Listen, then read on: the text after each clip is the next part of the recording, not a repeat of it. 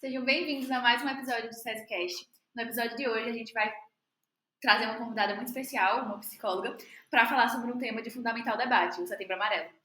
Mas antes de tudo, o SESCast convida você a ficar à vontade e acompanhar nosso papo, pois aqui temos mais variedade que a Feira de Caruaru. Além disso, fica à vontade para seguir a gente nas redes sociais, @SESCast_, no Instagram, no Spotify, por aí vai. Como já havia dito, estamos aqui com uma convidada muito importante. Antes de iniciar tudo, o SESCast agradece a sua presença e a gente queria saber um pouquinho sobre você. Olá. Olá, boa noite, tudo bem? Boa noite, Cecília. Boa noite. Então, desde já agradecer também pelo convite e é ótimo estar aqui de volta. Eu fui aluna do SESI e ano que vem vai fazer 10 anos que eu me formei aqui. Espero que esta noite eu possa contribuir bastante com vocês. Bom, sobre essa perspectiva, né, do que a senhora é, o que a senhora faz, a gente falou que a senhora é psicóloga. E aí eu queria começar oficialmente o nosso papo, que é sobre o Setembro Amarelo, o mês de combate ao suicídio, mas a gente queria ir um pouquinho mais além. A gente queria falar sobre o autoconhecimento e sobre como o autoconhecimento é essencial na vida das pessoas. Sabendo disso, qual a relação entre o autoconhecimento e o Setembro Amarelo? Vamos lá. No Setembro Amarelo, né, a gente tem um mês dedicado aí de campanhas de prevenção ao suicídio, que são campanhas que são feitas muitas vezes por profissionais de saúde mental, mas que ao longo dos últimos anos foi ganhando uma força assim, mais social, onde hoje a gente já pode ver escolas, hospitais, instituições, né, das mais variadas, fazendo campanhas voltadas para justamente a temática de prevenção ao suicídio. E autoconhecimento já é algo mais do nosso dia a dia, do cotidiano, meio que todo mundo fala. Quando a gente abre a rede social, geralmente aparece algum vídeo, como eu posso conseguir autoconhecimento, ou como ter autoconhecimento, como se fosse assim uma receita bem prática, mas que não é.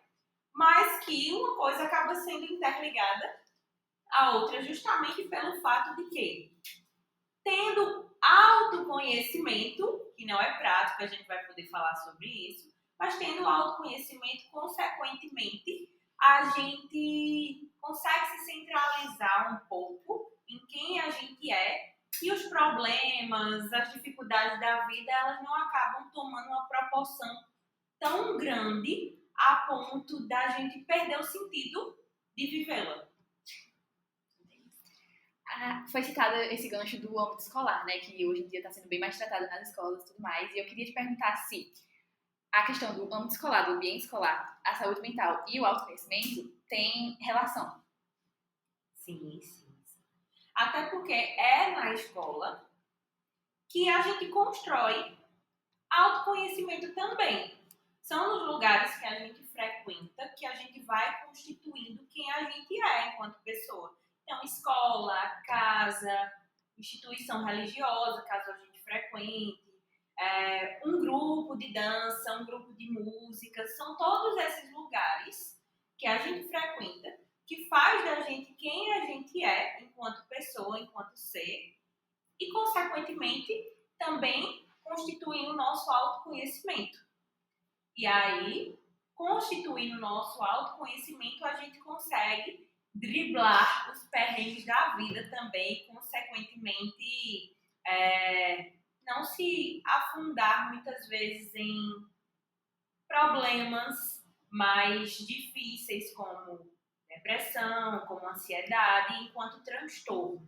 Né? Não isenta, mas quando a gente vai se constituindo e constituindo-se nesses ambientes que eu citei de forma saudável, a tendência é que a gente expanda, né, nossa consciência, o nosso autoconhecimento e possa perceber que mesmo que a gente tenha problemas, mas esses problemas vão ser passageiros. Por que é importante que os alunos desenvolvam autoconhecimento desde o começo de suas vidas? Porque quando chega na vida adulta, o calo aperta. É importante que desde a nossa infância, e acho que a escola tem um papel bem importante nisso, a gente consiga primeiro ser orientado, porque quando a gente está ali na primeira infância, entre os 3, 6 anos, a gente não vai saber de quase nada sobre a vida. Mas desde então é importante que os pais, os professores, educadores vão, né, inserindo na nossa vida pequenas orientações, coisas básicas, tipo assim, regras sociais, né? Quando chegar, dizer bom dia. Quando alguém lhe der alguma coisa, diga obrigada, por favor, com licença. Porque isso vai constituindo a gente, a educação, né? Esta educação, como sujeito. E aí, quando a gente for crescendo, né, chegando ali na adolescência, e a gente já é mais constituído muito mais pelos nossos colegas e os grupos que a gente frequenta do que necessariamente pelos nossos pais e educadores. Acredito muito no que a psicologia social fala, que quando a gente é adolescente, jovem adulto, as nossas identidades elas vão se formando, né, respectivas aos grupos que a gente frequenta. Então, se a gente frequenta um grupo que curte mais K-pop e tal, essas coisas, sim, a gente vai se constituir de uma forma. Se for um grupo que gosta mais de rock, a gente vai se constituindo de outra forma. Então, isso é identidade. E quando a gente pensa em identidade, né, entre adolescentes, entre jovens adultos, a gente pensa justamente nessa constituição do autoconhecimento também. E é isso que a gente vai carregar para a vida adulta. Lembrando que a gente sempre está mudando, né? A gente não é estático. Então, a senhora já falou um pouquinho, né, sobre como o autoconhecimento afeta a vida da gente e tudo mais. E eu queria perguntar, tipo, enfaticamente, como ele afeta e se, depois de já ser uma profissional formada, né, uma psicóloga, se ainda existe esse impacto do autoconhecimento na sua vida. Com certeza. Ainda estou buscando. Até porque o autoconhecimento, como eu estava falando no início, não tem uma receita prática, não é receita de bolo. É algo que a gente vai buscando e a gente, na verdade, nem sabe se vai alcançar. Porque autoconhecimento, como é propagado nas redes, muitas vezes sociais, é algo muito utópico, ou seja, aquilo ali que a gente não consegue alcançar. Eu amo a Lua, mas eu não consigo alcançar a Lua. A não ser que eu vá ser astronauta, mas agora já não dá mais, talvez. E aí, o autoconhecimento, ele é algo que é constituído na prática, né? São os grupos, como eu disse, que a gente frequenta, são os lugares. E assim, a gente vai se modulando, né? E modulando os outros também ao nosso redor, porque além de sermos influenciadores, somos influenciados também. A gente acaba, nesse processo do autoconhecimento, que muitas vezes a gente fala que é muito pessoal, só que na verdade é o contrário. É muito mais coletivo do que pessoal, segundo a psicologia social. A gente pensa sempre que o autoconhecimento, não, vou aqui me blindar de tudo, de todos os problemas, vou meditar, vou me conhecer com esses meus defeitos, as minhas qualidades, e vai estar tudo lindo. Só que não. O que está ali fora, né, no exterior, os meus colegas, a sociedade em que eu vivo, está tudo tipo, dentro de mim também. Não tem como eu dissociar da realidade, não tem como eu me separar como um ser sublime e super, enfim, né, pleno. Não tem. Então, como a gente deve separar autoconhecimento de autocrítica? Dá para separar justamente pelo sentido de que a autocrítica, pelo menos no consultório surge muito isso, não é auto também, não é de si próprio. Geralmente é uma crítica que vem de fora. Às vezes ali a gente pode não lembrar, mas às vezes um trauma de infância, alguém que falou algo pra gente e a gente guardou eternamente como bons rancorosos que somos. Essas coisas. E aí acaba que a autocrítica, ela vem de modo muito externo também. Então, por isso que parece tanto com autoconhecimento. Mas, diferente do autoconhecimento, a autocrítica tende a ser algo negativo. E autoconhecimento tende a ser algo positivo. Justamente, quando é um autoconhecimento que a gente integra o coletivo, a gente está em sociedade e, enfim, consegue se alinhar, é positivo. E a autocrítica, raramente, é algo positivo. Justamente porque é muito difícil eu conseguir produzir uma autocrítica tão imparcial, sabe? A ponto de que eu não me julgue com aquilo. Geralmente, como eu disse, as autocríticas surgem, segundo as pessoas que eu atendi já muitas vezes, de fora. Então, fulana falou que eu sou uma pessoa desorganizada. E aí eu vou me perseguir a vida inteira porque eu sou desorganizada. Absorver aquilo. Absorver aquilo, exatamente. E aí, na minha primeira falha, eu vou me punir. Vou ficar ansiosa, né? Enfim. A ponto que isso se torna algo muito grande. Então é isso. Acho que a autocrítica pode até ser bom, mas acho que quando você já tem um nível de autoconhecimento aí muito bem trabalhado, quando é algo que está no raso, ainda acho muito difícil que seja bom. Tem essa questão, né, do autoconhecimento e da autocrítica, eles serem tão parecidos em certos pontos, mas muito opostos. E eu queria te perguntar como que o autoconhecimento poderia ajudar a gente a lidar com as autocríticas.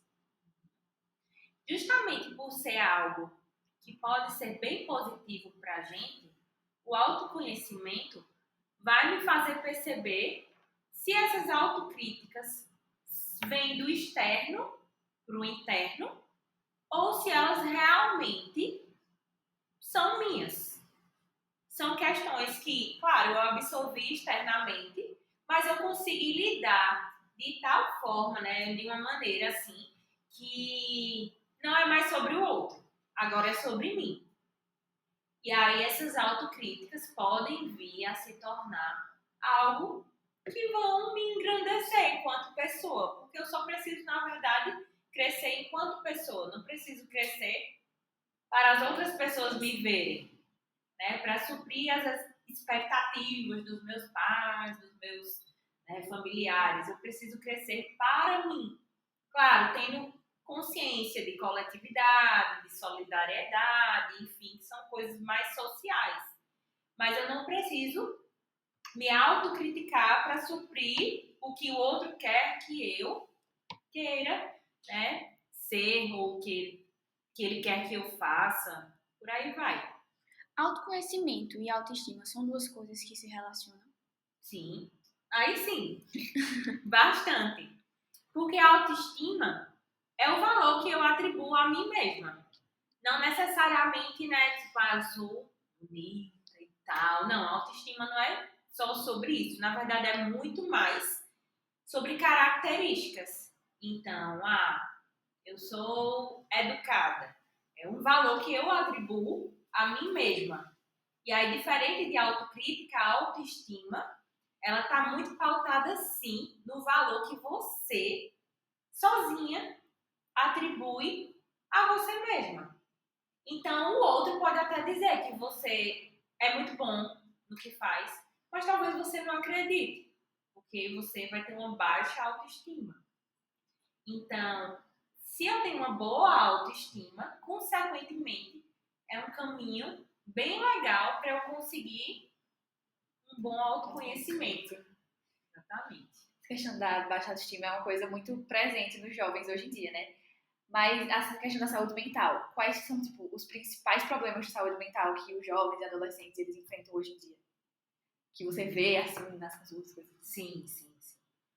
Acho que vocês podem até falar melhor, mas acredito que questões de ansiedade, questões de gênero, sexualidade, questões ainda muito voltadas para a escola, infelizmente, de bullying e violência psicológica, física, por aí vai, entre os pares, né?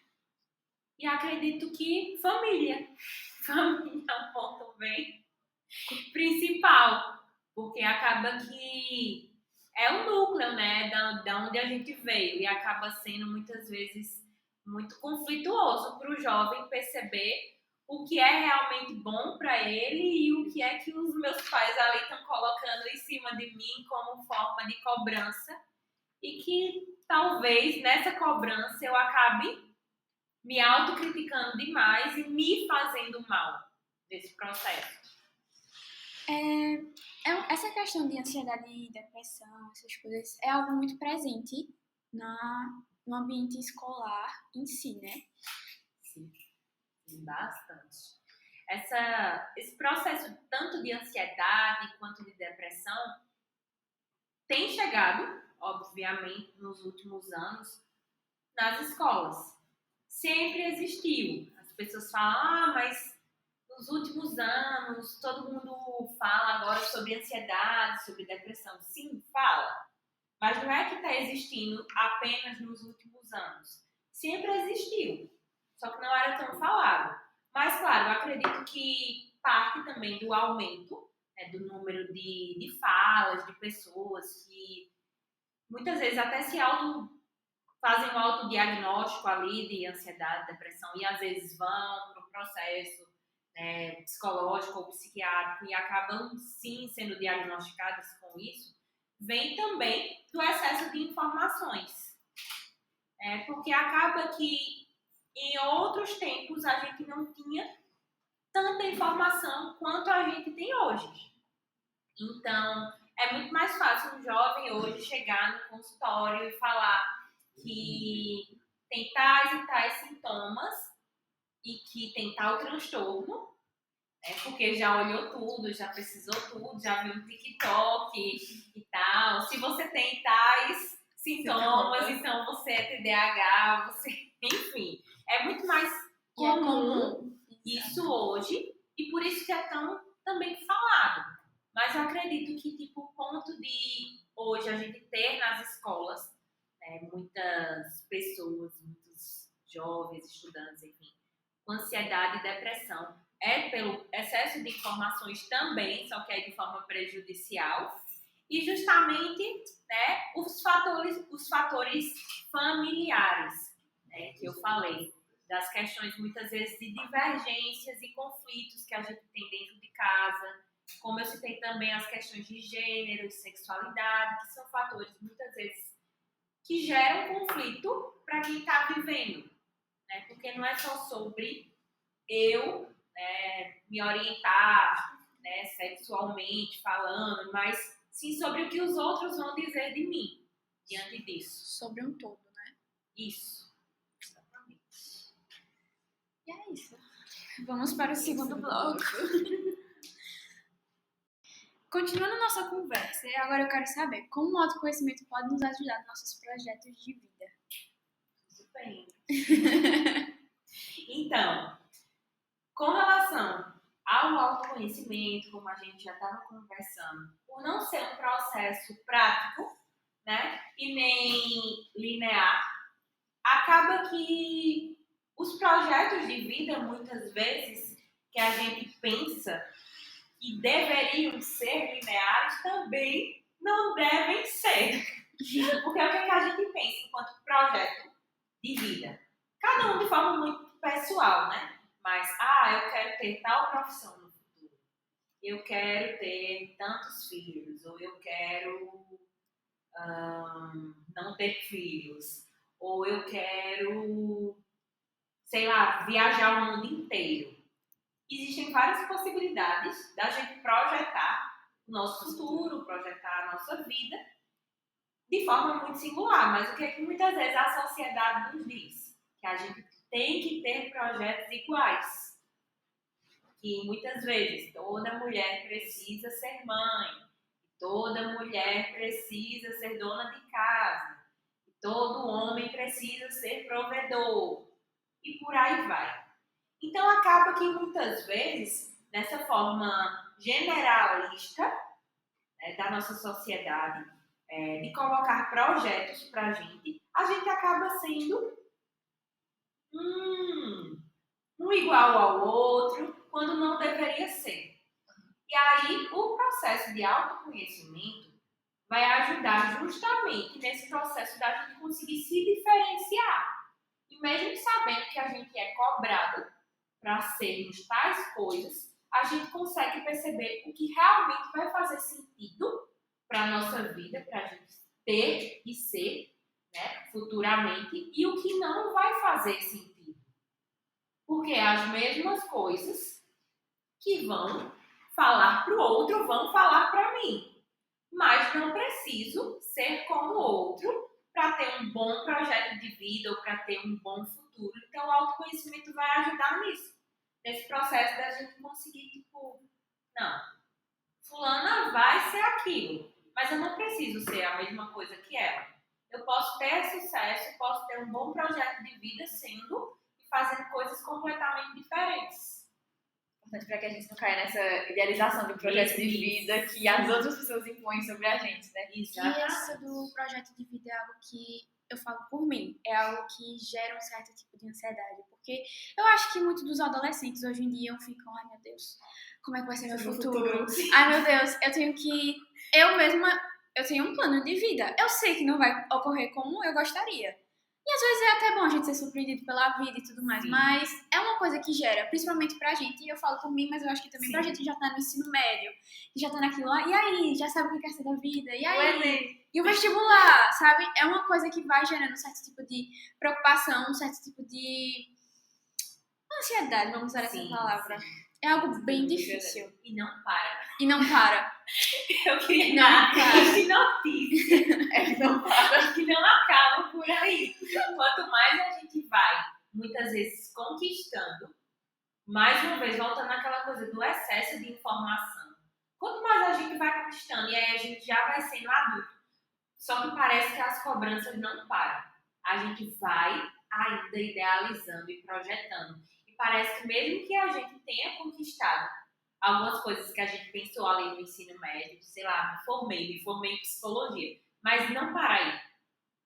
Existem outras várias coisas. E até quando você conquista aquelas coisas, ainda continua pensando, meu Deus, o que é que eu vou fazer agora? Você fica querendo mais. Sim. Nunca é o suficiente. Você pode conquistar tudo, mas já é de você querer mais, você... Isso. Acho que é porque a gente já em si já é acostumado a sempre estar naquele... naquele impulso de tudo. Sim. E de certo modo, o estar em busca é bom.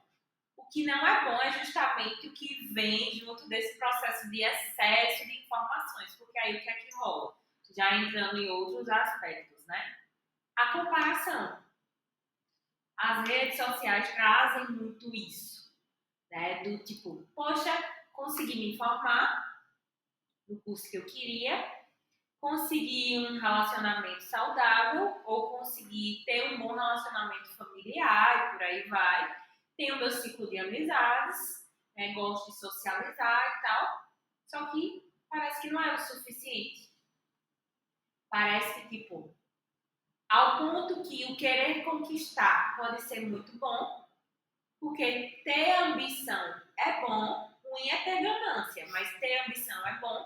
Eu preciso de ambição para justamente saber me movimentar na vida e ir atrás das minhas coisas, mas eu preciso também saber parar em um momento e aproveitar o que eu já conquistei. Porque aí acaba que, tipo, hoje em dia nunca é suficiente, porque o outro que eu tô olhando lá no Instagram sempre vai ter mais do que eu. É uma influência e tal. Tem tudo, né? Tem a vida perfeita. E esteticamente falando, principalmente. E aí acaba que a gente olha, visualiza aquilo e aí pensa, não, beleza, já conquistei minha profissão, já conquistei isso. Vocês jovens, né? Podem até pensar, não, estou conquistando boas notas na escola, consigo ter um bom relacionamento em casa, comecei a namorar e estou gostando da pessoa, mas ainda não é o suficiente, porque a pessoa que eu estou olhando aqui na minha rede social ou a pessoa que eu olho na escola tem muito mais do que eu. E aí ocorre, não é inveja, é comparação. A gente acaba tendo um processo de baixa autoestima aí, justamente porque quando a gente olha a vida do outro, frisando, principalmente nas redes sociais, é muito mais interessante do que a minha. Sempre parecem muito mais felizes do que a gente. Isso faz tornar como se a nossa vida fosse inferior à daquela pessoa. Exatamente. Comparação é um ponto muito, vamos dizer, um ponto muito difícil. Um ponto que, e realmente, vou frisar esse ponto de novo, sobre planos futuros. Exatamente. Sim. Porque acaba que nesse processo de comparação, a gente acaba perdendo um pouco do que é que seria o nosso projeto de vida. Porque aí, mais uma vez, acaba se misturando com o que é dos outros. E aí não é que, poxa, admiro que a pessoa que eu estou seguindo aqui no Instagram fez isso e isso, eu queria também fazer. Admiração é diferente de comparação.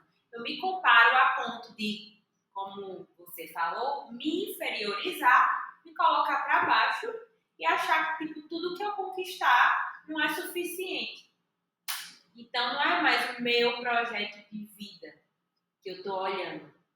É o meu projeto de vida com base em todos os outros que eu estou vislumbrando e que talvez eu nunca consiga alcançar. E aí eu coloquei o ponto estético porque, infelizmente, é um ponto que hoje é muito presente. Muito presente, exatamente. Na adolescência, principalmente. Tipo, poxa, vou pra academia e tal, tenho uma alimentação saudável, mas talvez eu nunca consiga atingir o corpo de tal pessoa que eu sigo. Por quê? E aí isso acaba se tornando uma questão de frustração. Poxa, eu tô fazendo tudo direitinho e não consigo.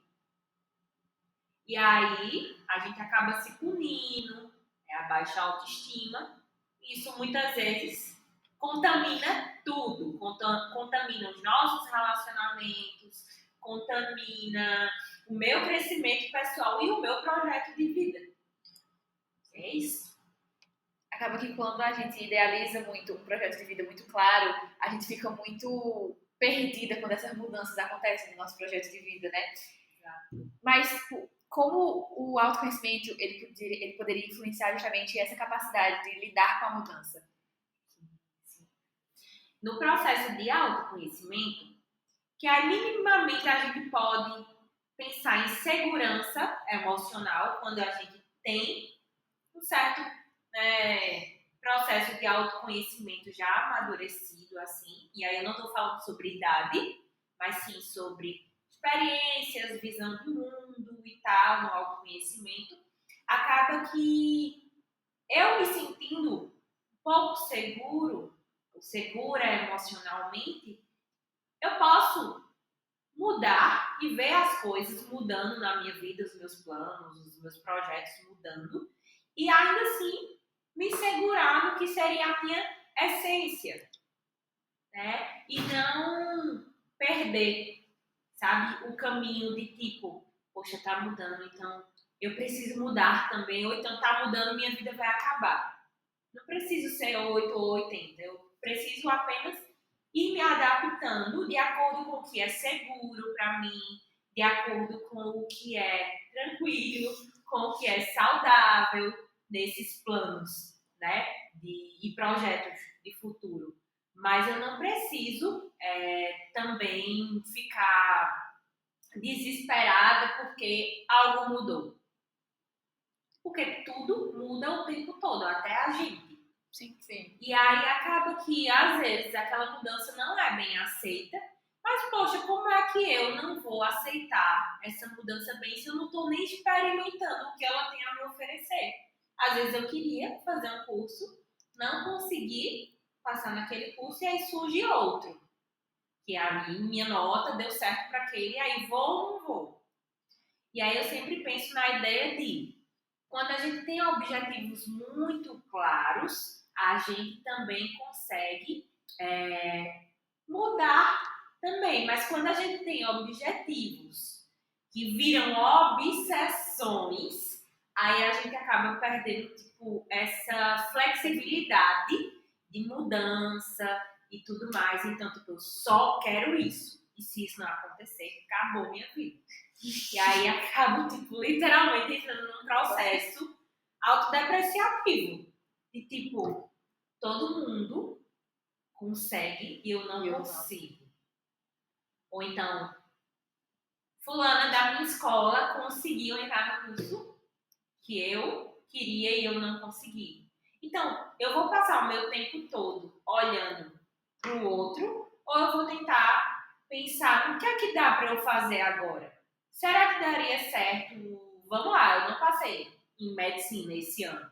Mas será que daria certo eu fazer um curso técnico, né, junto com um cursinho pré-vestibular, já que eu quero tanto medicina? Será que dá? Ou eu vou ficar mais um ano me queixando porque eu não passei e aí ficar me autodepreciando, me comparando, e aí isso mina o processo de, até de estudar. Porque pra gente estudar, a gente precisa estar, tranquilo, bem, com a gente mesmo, né? Ter esse processo de segurança. E se a gente não é flexível, não muda, a gente não consegue também nos adaptarmos. E aí, consequentemente, até um processo básico de estudo fica difícil, porque, eu tô só me comparando. Eu não tô vendo o que é possível para eu fazer, né? De melhor para minha vida. Praticamente uma autossabotagem. Sim, bastante.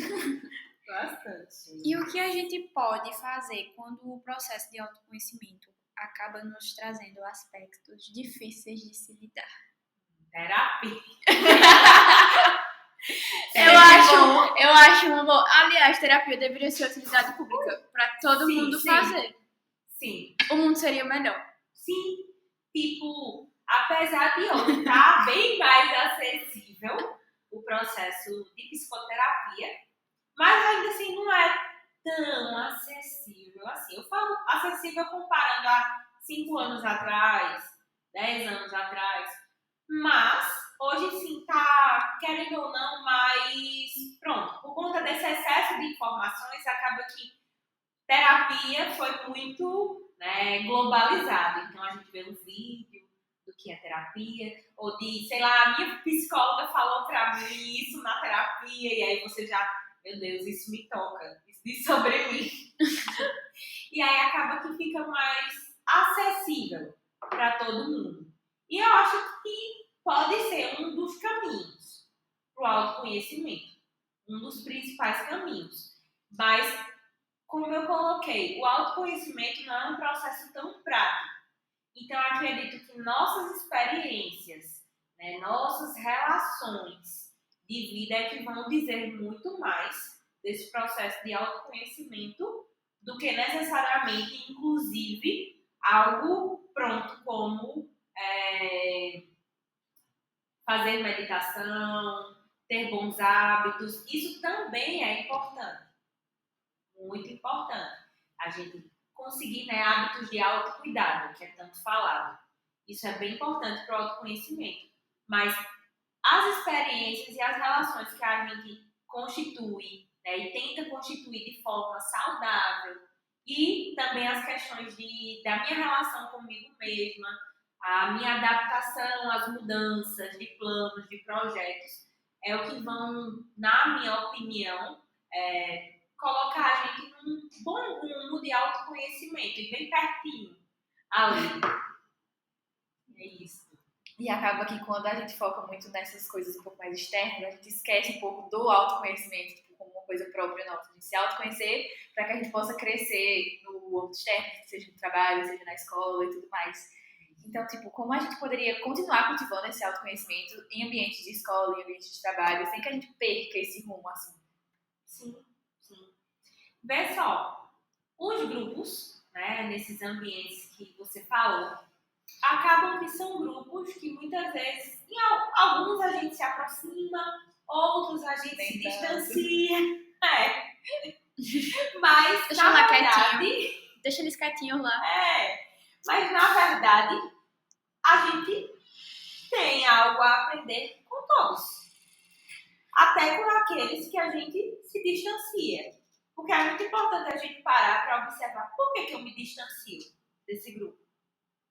Será que é porque eu sou tão superior assim a essas pessoas? Só que não, né? Acaba que o grupo que eu me aproximo diz muito sobre mim. Mas o grupo que eu me distancio diz muito mais sobre mim. Porque acaba que, tipo, por que aquilo é tão distante de mim? Por que não incluir também?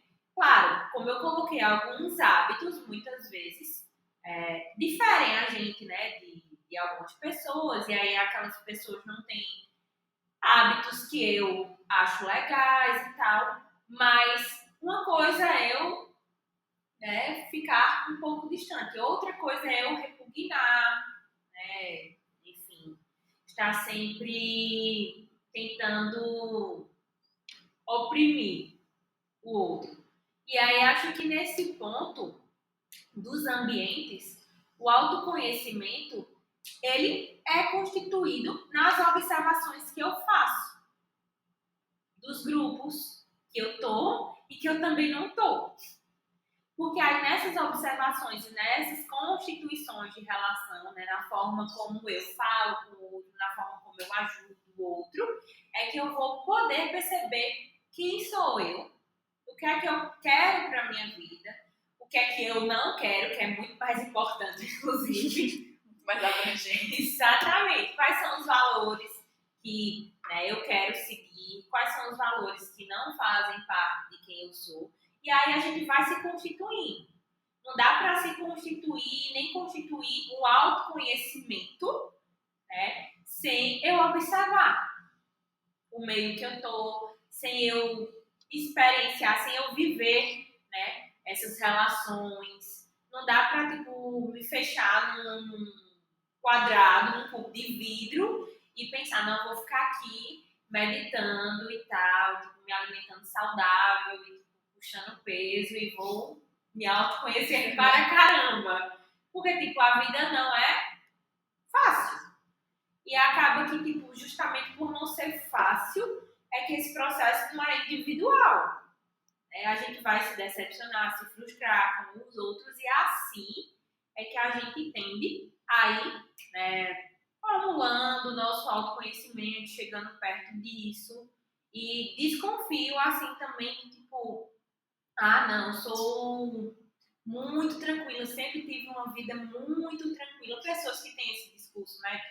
Uma vida muito tranquila, não passei por nenhum problema e tal, não sei o quê. Tipo, por isso que eu sou tão tranquila e me autoconheço demais. Acredito que isso também é um discurso muito individualista. Porque, poxa, mesmo que você não tenha problemas, mas quem está do seu lado tem.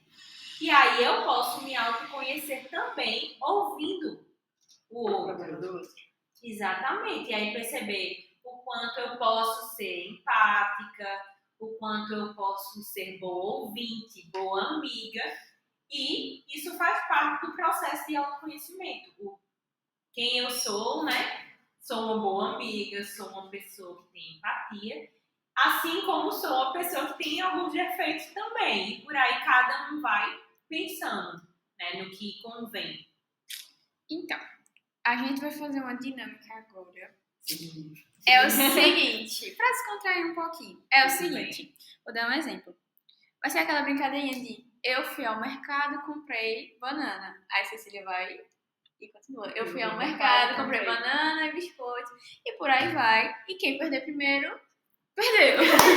Tudo bem. E é isso. Começa. Eu, claro. Tá. Você, eu e vai. Certo. Eu fui ao mercado e comprei biscoito. Eu fui ao mercado, comprei biscoito e melancia. Eu fui ao mercado, comprei biscoito, melancia e suco de laranja. Eu fui ao mercado e comprei biscoito, melancia, suco de laranja e uva. Eu fui ao mercado, comprei biscoito, melancia, suco de laranja, uva e maçã. Eu fui ao mercado, comprei biscoito, melancia, suco de laranja, uva. Já esqueci o último. Eu também não lembro o último. Parou em quê? Foi você. Foi maçã, gente. Acabou. Todo mundo esqueceu, todo mundo perdeu. Ótimo. Ai, Deus. Enfim, agora a gente já vai se despedindo. Infelizmente, o papo foi ótimo. A gente queria agradecer por a senhora ter vindo, agradecer por ter batido esse papo junto com a gente. E também gostaríamos de agradecer a vocês, os nossos telespectadores. Esperamos que vocês tenham gostado tanto quanto a gente do episódio de hoje. além do presentinho que a gente queria te dar por Obrigada. ter nos dado o prazer da sua presença. Chique, amei. Muito obrigada. obrigada. de Essa verdade. é a responsável do bilíngue aqui da escola. E é isso. Muito E aí, a gente obrigada. queria te dar um Foi presente de prazer agradecimento. estar aqui conversando com vocês nessa escola. E amo muito, de verdade. Isso fez parte da minha vida. E espero que vocês possam aproveitar essa jornada aí. É isso. A gente que agradece, o prazer foi nosso. E, de novo, ressaltando aqui para vocês seguirem a gente lá nas redes sociais. E é isso. Tchau, gente.